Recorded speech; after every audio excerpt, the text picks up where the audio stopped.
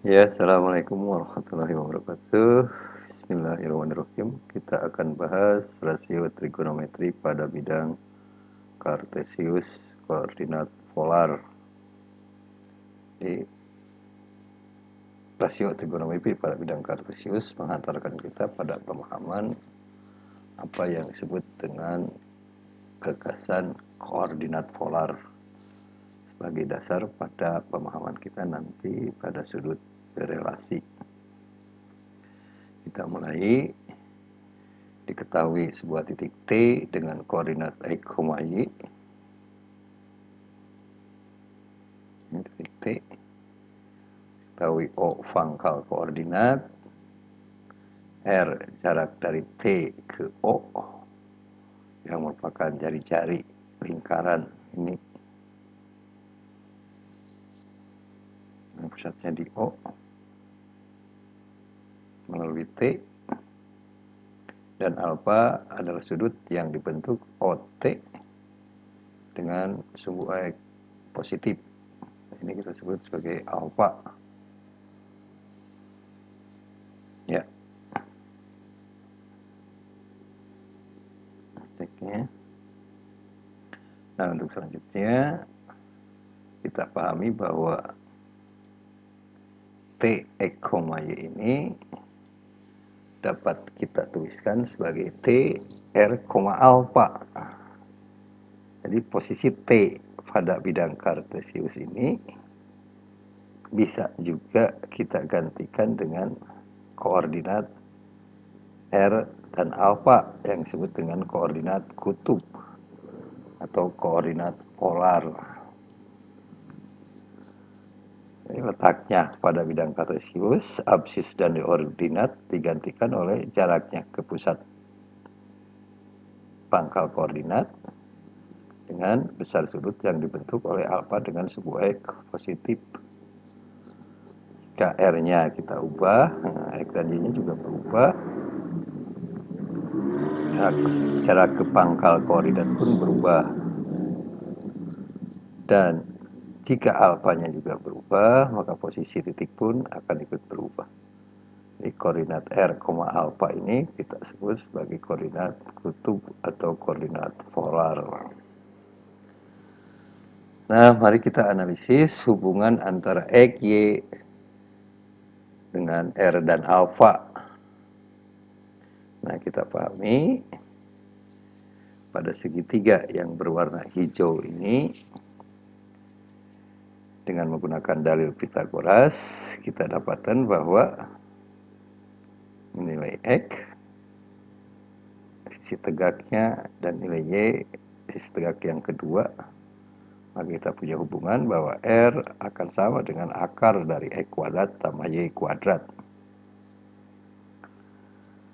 Selain hubungan itu, jika kita gunakan rasio trigonometri, dapat kita pahami bahwa cos alfa akan sama dengan X dibagi R samping bermiring, yaitu absis dari titik T dibagi dengan jarak T ke pangkal koordinat atau jari-jari ini R.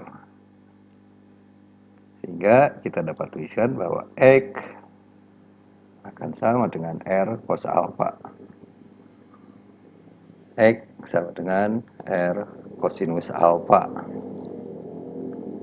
Jadi absis akan sama dengan jarak T ke pangkal koordinat dikalikan kosinus alfa. Dengan demikian juga sin alfa akan sama dengan Y dibagi R depan bermiring. Ordinat T dibagi dengan jarak T ke pangkal koordinat jari-jari lingkaran. Maka kita nyatakan bahwa Y sama dengan R sin alfa. Jadi ada hubungan R sama dengan akar X kuadrat plus Y kuadrat dengan X sama dengan R cos alfa dan Y sama dengan R sin alfa.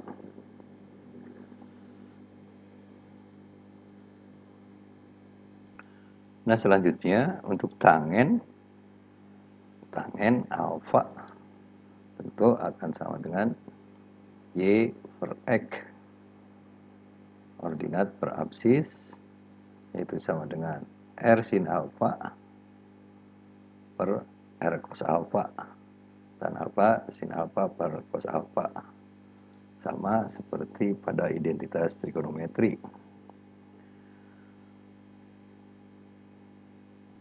Nah, selanjutnya, jika jari-jari lingkaran sama dengan 1, kalau jari-jari lingkarannya sama dengan 1, maka lingkaran ini disebut dengan lingkaran satuan.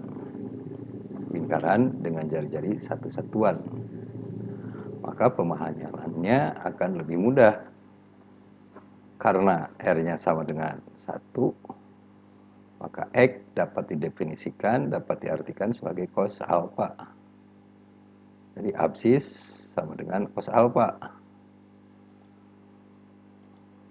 Nah, jadi X sama dengan cos alfa. R-nya 1. X cos alfa. Demikian juga untuk Y. Akan sama dengan sin alfa. X-nya kalau ininya 1, lebih mudah lagi bahwa X cos alfa, Y sin alfa. Dan tan alfa akan sama dengan sin per alfa per cos alfa. Y per X. Sekali lagi, dengan alfa adalah sudut yang dibentuk oleh OT dengan sumbu X positif. Ya, dengan X dan Y adalah nilai absis dan ordinat dari titik T, X, Y pada lingkaran satuan. Jadi pada lingkaran satuan lebih mudah kita pahami bahwa kosinus adalah absis, sinus adalah ordinat.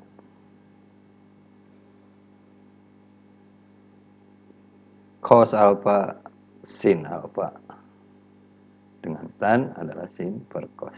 Jadi kita bisa mengartikan cos alfa sebagai absis, sin alfa sebagai ordinat. Ini berlaku juga ketika alfanya tumpul, misalkan seperti ini. Nah, tetap bahwa kita artikan X ini adalah cos alfa. Sudutnya adalah sudut yang dibentuk OT dengan sumbu X positif ini, yang tumpul ini. Seperti pada pemahaman Anda dalam masalah pengantar ya, pesawat tadi. Tetap ini alfanya ini, dan ini kita artikan sebagai cos alfa, panjang ini sebagai sin alfa. Demikian juga untuk sudut di kuadran 3 yang lebih dari 180 derajat. Nilai ini diartikan sebagai cos alfa, nilai Y sebagai sin alfa. Ya, di sini cos alfanya negatif, sin alfanya juga negatif. Demikian juga untuk di kuadran 4, walaupun lebih dari 270 derajat, jadi bukan sudut yang dari segitiga yang berwarna hijau ini, tapi alfa itu adalah sudut yang dibentuk oleh OT dengan sumbu X positif. Jadi kesimpulannya bahwa pada lingkaran satuan kita bisa mengartikan sekali lagi bahwa cosinus alfa adalah nilai absis, nilai X, sinus alfa adalah ordinat, nilai Y dari titik T pada lingkaran satuan, dan tan alfa adalah sin alfa per cos alfa. Ini akan menghantar kita pada pemahaman tentang sudut berelasi nanti. Absis cos alfa ordinat sama dengan sin alfa pada lingkaran satuan. Demikian pemahaman kita tentang rasio trigonometri pada lingkaran satuan. Terima kasih perhatiannya. Silakan lanjutkan pembelajarannya.